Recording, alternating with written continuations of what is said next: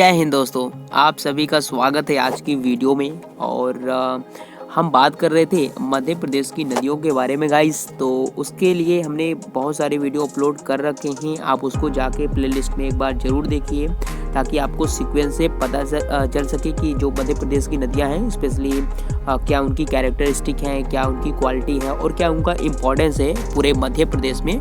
तो उन सारी चीज़ों के बारे में आप देख सकते हैं, वो सारी वीडियो पार्ट में बना दिए गए हैं। सो उसी श्रृंखला में गाइज आज नेक्स्ट वीडियो है और आई होप कि आपको ये वीडियोस पसंद आ रहे हैं और निश्चित ही आपको वीडियो पसंद आ रहे होंगे।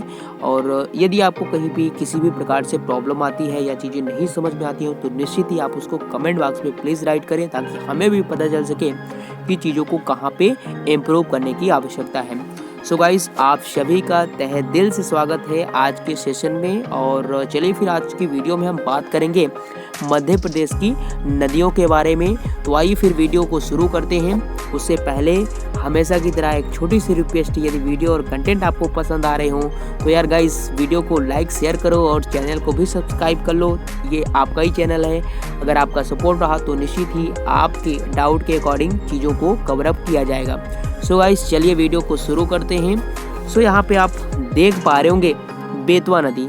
हमने काफ़ी कुछ नदियों के बारे में डिस्कस कर रखा है गाइस, मैंने आपको पहले भी बता दिया है। आप जाके प्लेलिस्ट में चेकआउट कर सकते हैं, वहाँ पे आपको सारे ही वीडियो सीक्वेंस में मिल जाएंगे।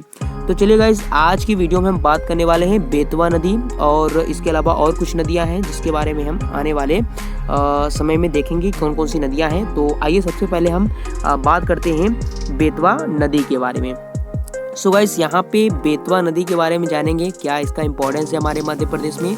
तो आइए बिना किसी देरी के शुरू करते हैं वीडियो को। तो यहाँ पे आप देख सकते हैं बेतवा नदी। बेतवा नदी यमुना की प्रमुख सहायक एवं बुंदेलखंड पठार के सबसे प्रमुख नदी है जो मध्य प्रदेश के रायसेन जिले के कुमारा गांव से निकलती है। देखिए यहाँ पे आपको मेन चीज़ें याद रखनी हैं क्योंकि बहुत कुछ दे रखा होता है कंटेंट में। एंड मुझे लगता है कि आपको बेसिक चीज़ें आनी चाहिए, क्योंकि आप अगर बेतवा नदी के बारे में पढ़ें तो अगर बेसिक टर्म और बेसिक उसकी जो कैरेक्टरिस्टिक है वो आपको पता होंगी तो निश्चित ही आप अच्छा कर पाएंगे एग्ज़ाम में। तो जैसा कि मैंने आपको बता दिया है कि यहाँ पे बताया जा रहा है कि जो हमारी बेतवा रिवर होती है उसके लिए बताया जा रहा है कि यमुना की यह प्रमुख सहायक है। तो आपको ध्यान रखना है, ये यमुना नदी की सहायक नदी है बेतवा नदी। और साथ ही साथ बुंदेलखंड पठार के सबसे प्रमुख नदी है, मतलब बुंदेलखंड पठार जो है हमारे मध्य प्रदेश का, वहाँ की यह सबसे प्रमुख नदी है जो मध्य प्रदेश के रायसेन जिले, रायसेन आपको पता है ये मध्य प्रदेश का एक जिला है, वहाँ के कुमारा गांव से निकलती है। तो मतलब वहाँ से इसका ओरिजिन होता है, यानी कि उत्पत्ति होती है। फिर आगे बात करते हैं, यह उत्तरी पूर्वी दिशा में प्रवाहित होती है। तो गाइस यहाँ पे ध्यान रखिएगा, कई बार वनडे एग्जाम में या फिर जो भी छोटे एग्जाम होते हैं वहाँ पे कई बार ऐसे क्वेश्चन पूछ ले जाते हैं कि ये किस डायरेक्शन में बहती है। तो आपको बताने हैं उत्तरी पूर्वी दिशा में ये प्रवाहित होती है। इसके अलावा वहाँ से प्रभावित होते हुए हमीरपुर यानी कि यूपी का जो हमीरपुर क्षेत्र है के समीप यमुना नदी में आके मिल जाती है। इसका जल ग्रहण क्षेत्र पूर्वी मालवा है। तो यहाँ पे आप देख सकते हैं बेतवा नदी के बारे में बेसिक कॉन्सेप्ट आपको क्लियर हो चुके होंगे। अब चलिए बात कर लेते हैं कि भाई बेतवा नदी को और भी किस नाम से हम जानते हैं, या फिर उसको कई बार एग्जाम में कुछ और भी नाम से दे दिया जाता है तो हम कई बार कंफ्यूज हो जाते हैं। तो आइए मैंने कुछ बेसिक यहाँ पे नाम दे रखे हैं। तो देख लीजिए, सबसे पहले यहाँ पे बेत्रवती है, शिव की पुत्री है, वेश है और विंध्याटवी। ये वो सारे नाम हैं जो बेतवा के अलावा भी बेतवा नदी को इस नाम से भी पुकारा जाता है। सो यहाँ पे आप देख सकते हैं किस प्रकार से यहाँ पे नदी का दृश्य दिखाया गया है।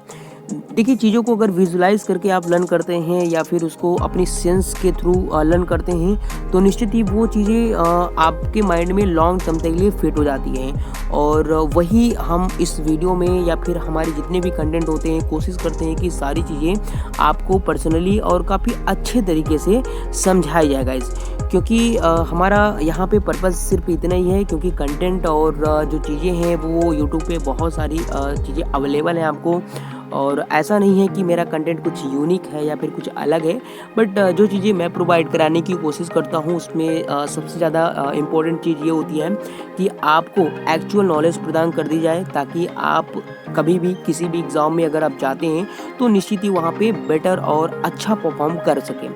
तो चलिए फिर आगे बात करते हैं। यहाँ पे बेतवा नदी के बारे में कुछ और फैक्ट दे रखे हैं, आप यहाँ पे देख सकते हैं।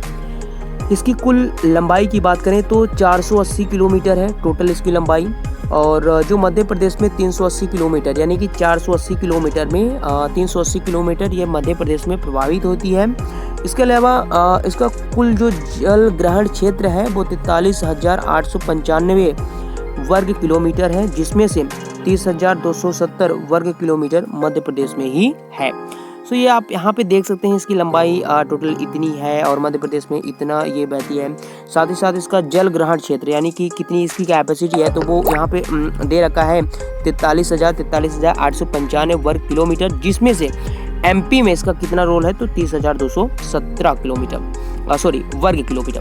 तो यहाँ पे ये आप देख पा रहे होंगे बेतवा नदी की लंबाई के बारे में। फिर इसके अलावा कुछ चीज़ें और यहाँ पे देख सकते हैं आप, इसके अंतर्गत प्रदेश के विदिशा, अशोकनगर, टीकमगढ़, गुना आदि जिले आते हैं। तो अगर स्पेशली बात करें कि कौन कौन सी या फिर स्पेशली वो कौन कौन से ज़िले आते हैं जहाँ जिसके थ्रू ये नदी पास करती है, तो विदिशा है एक अपना, अशोकनगर है, टीकमगढ़ है और गुना है। सो गाइस आई होप कि आपको ये सारे फैक्ट आपको समझ में आ रहे होंगे। चलिए बात करते हैं नेक्स्ट पॉइंट की, तो मैं इसको थोड़ी इरेज कर देता हूँ। सो चलिए अब आगे देख लेते हैं। यहाँ पे आप देख पा रहे होंगे प्रमुख सहायक नदियाँ। तो प्रमुख इसकी सहायक नदियाँ है धसान, बेस, बीना, जामनी, केन। तो ये वो सारी नदियाँ हैं जो इनकी सहायक नदियाँ कही जाती हैं। फिर आगे यहाँ पे देख पा रहे होंगे बेतवा नदी को मध्य प्रदेश की गंगा तथा बुंदेलखंड की जीवन रेखा के नाम से जानते हैं। तो ये फैक्ट काफ़ी इंपॉर्टेंट है गाइस। इस प्रकार के क्वेश्चन आपके एग्जाम में डायरेक्ट पूछ लिए जाते हैं कि वो कौन सी नदी है जिसे बुंदेलखंड की जीवन रेखा के नाम से जानते हैं, या फिर मध्य प्रदेश की गंगा के नाम से भी जानते हैं। एक्चुअली यहाँ पे बेतवा नदी को गंगा की संज्ञा इसलिए दी जा रही कि जब गंगा रिवर हमारी प्रदूषित हो गई थी तो उस टाइम पर बेतवा नदी भी मध्य प्रदेश में काफ़ी प्रदूषित मानी जा रही थी उस टाइम पे। तो उस बेस पे इसको मतलब आप कह सकते हैं कंपैरिजन कर दिया गया कि ये गंगा के समान ही प्रदूषित है, इसलिए प्रदूषण के आधार पे इसको मध्य प्रदेश की गंगा कहा गया। हमने पिछले वीडियो में डिस्कस भी किया था कि वहाँ पे जो यमुना नदी है उसको गंगा के समान तुलना करी गई है पवित्रता के आधार पे, लेकिन यहाँ पे गंगा के साथ बेतवा नदी की तुलना करी जा रही है न कि पवित्रता के आधार पे, बल्कि हम कहेंगे प्रदूषण के बेस पे। ठीक है, आगे बात कर लेते हैं। यहाँ पे फिर आगे बात हो रही है कि जो मध्य प्रदेश के उत्तर प्रदेश की प्राकृतिक सीमा बनाती है। ठीक है, तो यहाँ पे आप देख पा रहे होंगे बुंदेलखंड की जो जीवन रेखा है वो मध्य प्रदेश और उत्तर प्रदेश की प्राकृतिक सीमा बनाती है। देवगढ़ इसी नदी के किनारे स्थित है। गाइस आपको पता है ये जो देवगढ़ वाला क्षेत्र है इसी नदी के किनारे स्थित है, जिसे बेतवा का आइसलैंड भी कहा जाता है। ये काफ़ी इंपॉर्टेंट फैक्ट है। देखो आपको बेसिक चीज़ें पता ही हैं, मुझे पता है वो सारी चीज़ें, लेकिन जो बेसिक क्वेश्चन पूछ लिए जाते हैं एग्ज़ाम में कि भाई बेतवा का आइसलैंड किसे कहा जाता है और स्पेशली देवगढ़ किस नदी के किनारे स्थित है, ऐसे क्वेश्चन आते हैं, फैक्चुअल क्वेश्चन आते हैं। तो उसको टैकल करने के लिए हमें थोड़ा सा डीप में जाना पड़ेगा और वही चीज़ें हम यहाँ पे आपको प्रोवाइड कर रहे हैं। आपका काम है बस इसको देखते रहिए, वीडियो को लाइक शेयर करते रहिए और साथ ही साथ इसको मल्टीपल टाइम देखेंगे तो आई थिंक आपको याद करने की भी ज़रूरत नहीं पड़ेगी, आप इसको ऑटोमेटिक अपने माइंड में फिट कर पाएंगे। फिर चलिए आगे बात करते हैं। यहाँ पे कुछ और फैक्ट दे रखा है बेतवा नदी के बारे में। तो यहाँ पे आप देख सकते हैं यह नदी उत्तर की ओर बहती है। गाइस यह नदी उत्तर की ओर बहती है, ये आप ध्यान रखिएगा। ग्रंथों में वर्णन, अच्छा तो यहाँ पे कुछ ग्रंथों में इसका वर्णन भी मिलता है, जैसे कि कादम्बरी, बाणभट्ट जी की जो कादम्बरी है उसमें बेतवा नदी का वर्णन बड़े ही स्पष्ट शब्दों में किया गया है। मेघदूत, कालिदास जी का जो मेघदूत है उसमें भी बेतवा नदी का वर्णन किया गया है। रसिक प्रिया जो केशवदास जी द्वारा रचित रसिक प्रिया है, उसमें भी बेतवा नदी का वर्णन मिलता है। बांध कौन कौन से बने हैं बेतवा नदी पे, तो काफ़ी इम्पोर्टेंट है और काफ़ी एग्जामों में ये पूछा भी जा चुका है। माता टीला बांध जो कि झांसी में बना हुआ है, यह बेतवा नदी पर बना हुआ डैम है या फिर बांध है। बेतवा नहर निकाली गई है, इसी माता टीला बांध से बेतवा नहर निकाली गई है। सो ये सारे फैक्ट आप याद रखिएगा दोस्तों। चलिए आगे देख लेते हैं। यहाँ पे बेतवा किनारे कंचन घाट स्थित है। इसी घाट पर वीर सिंह बुंदेला की छतरी है। वीर सिंह बुंदेला आई थिंक हर कोई इनको जानता है। तो जो वीर सिंह बुंदेला है, इनकी जो छतरी है गाइस, ये कंचन घाट यानी बेतवा के किनारे ही स्थित है। फिर चलिए आगे बात कर लेते हैं। नई हमारी रिवर है ताप्ती नदी। तो आई होप कि आपको पता चल गया होगा बेतवा नदी के बारे में। काफ़ी कुछ हमने बेसिक टू एडवांस बताने की कोशिश करी है और आई होप कि वो चीज़ें आपको समझ में आ भी गई होगी। चलिए बात कर लेते हैं ताप्ती नदी के बारे में। सो यहाँ पे आप देख पा रहे होंगे ताप्ती नदी। तो ताप्ती नदी मध्य प्रदेश के एक मिनट, यहाँ पे मैं पेन थोड़ा चेंज कर लेता हूँ क्योंकि ये येलो में ही है। ओके, सो यहाँ पे आप देख पा रहे होंगे ताप्ती नदी मध्य प्रदेश के बैतूल जिले में स्थित सतपुड़ा पर्वत श्रेणी के अंतर्गत काली सिंध पहाड़ी की सबसे ऊंची चोटी जो मुल्ताई है, वहाँ से निकलती है। ओके, सो क्या कहने की कोशिश कर रहा है ये बताने की कोशिश कर रहे हैं कि जो ताप्ती नदी है हमारी, वो मध्य प्रदेश के बैतूल जिला है, आपका पता है मध्य प्रदेश का अपना ही एक जिला है।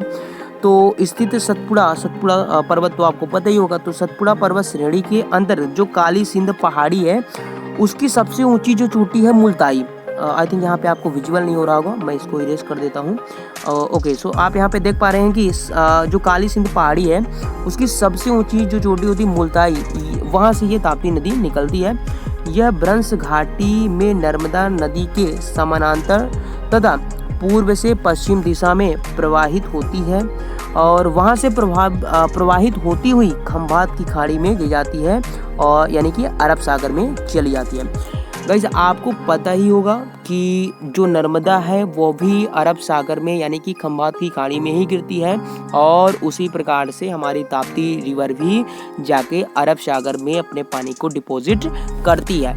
साथ ही साथ यहाँ पे आप देख पा रहे होंगे, यह अपने मुहाने पर ज्वार नद मुख यानी कि एस्चुरी। देखो, आपको मैंने उसमें भी बताया था, नर्मदा नदी जब हम पढ़ रहे थे तो उसमें भी मैंने आपको बताया था कि नर्मदा नदी भी एस्चुरी का निर्माण करती है गाइस, और ताप्ती नदी भी एस्चुरी का निर्माण करती है। याद रखिएगा, ये वो दो नदियां हैं मध्य प्रदेश की जो एस्चुरी का निर्माण करती हैं और बाकी सारी आप कह सकते हैं डेल्टाओं का निर्माण करती हैं। ठीक है, तो यहाँ पे ये फैक्ट याद रखिएगा क्योंकि ये एग्जाम के पॉइंट ऑफ व्यू से काफ़ी इंपॉर्टेंट है। फिर इसके अलावा यहाँ पे मैंने बता भी रखा है, जैसा कि नर्मदा रिवर बनाती है एक्चुअली, उसी प्रकार से हमारी ताप्ती रिवर भी बनाती है। चलिए यहाँ पे बात कर लेते हैं अन्य नाम, यानी कि हमारी जो ताप्ती रिवर है इसको और किस किस नाम से जानते हैं। तो यहाँ पे आप देख सकते हैं गाइस, सूर की पुत्री, सूरसुता, तापी, पयोछड़ी यानी कि गर्म जल वाली नदी। गर्म जल वाली नदी भी हम ताप्ती नदी को ही कहते हैं। सो ये कुछ आपको पता चल गया होगा ताप्ती नदी के बारे में बेसिक कॉन्सेप्ट। कुछ और फैक्ट यहाँ पे जानने की कोशिश करेंगे। आप यहाँ पे देख पा रहे होंगे इसकी कुल लंबाई 724 किलोमीटर है। मध्य प्रदेश में 279 किलोमीटर, महाराष्ट्र में 270 किलोमीटर तथा गुजरात में 175 किलोमीटर तथा कुल अपवाह क्षेत्र की बात करें तो 64,874 वर्ग किलोमीटर है, जिसमें से 98,04 यानी कि 9,804 वर्ग किलोमीटर क्षेत्र मध्य प्रदेश में ही स्थित है। यह नदी मध्य प्रदेश में महाराष्ट्र के मध्य प्राकृतिक सीमा का निर्धारण करती है। तो ये कुछ फैक्ट याद रखिएगा। 724 किलोमीटर इसकी टोटल लंबाई है, इसमें से 279 किलोमीटर मध्य प्रदेश में है, 270 किलोमीटर यहाँ पे बताया जा रहा है कि महाराष्ट्र में है और गुजरात में 175 किलोमीटर है। कुल इसका अपवाह क्षेत्र यानी कि कहाँ कितने आप कह सकते हैं वर्ग किलोमीटर में ये बहती है, तो 64,874 वर्ग किलोमीटर। तो ये कुछ बेसिक चीज़ें आपको पता होनी चाहिए जो कि यहाँ पे आपको विजुअल हो रही होगी।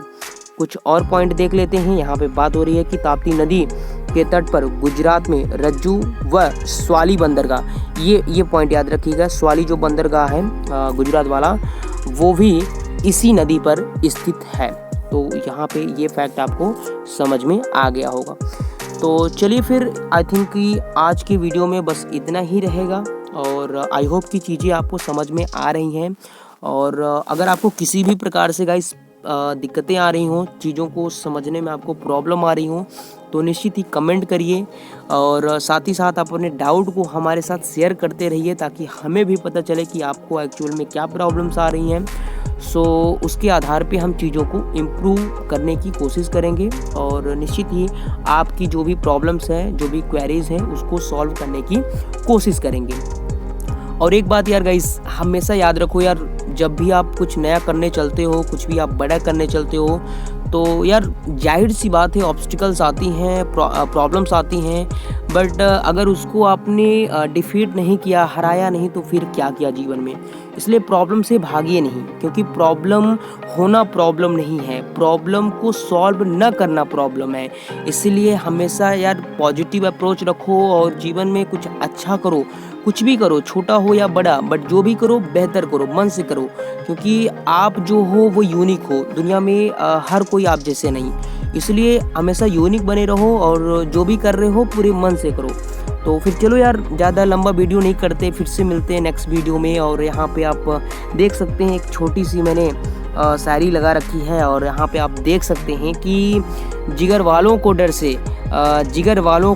से कोई वास्ता नहीं होता, जिगर वालों को डर से कोई वास्ता नहीं होता, हम वहाँ भी कदम रखते हैं जहाँ कोई रास्ता नहीं होता। तो गाइस, आपको इस शायरी से अंदरूनी खुशी मिली होगी और आई होप कि आप अंदर से खुश हुए होंगे। निश्चित ही ऐसा एटीट्यूड हमेशा बना के ही रखना चाहिए, क्योंकि आप जब भी कुछ नया करते हैं तो आपके अंदर वो पॉजिटिविटी झलकनी चाहिए, दिखनी चाहिए कि हाँ, आप में कुछ अलग है जो औरों से आपको अलग बनाती है। तो निश्चित ही हमेशा अच्छा करने की कोशिश करिए और पॉजिटिव रहिए। जितना आप सकारात्मक रहेंगे, रिजल्ट भी आपको सकारात्मक ही मिलेगा। सो गाइस, चलते हैं, आज की वीडियो को यहीं पे स्टॉप करते हैं, ज़्यादा लंबा नहीं बनाते हैं ताकि आप भी बोर ना हो। और चलिए फिर मिलते हैं नेक्स्ट वीडियो में। So till then take care and stay happy. जय हिंद।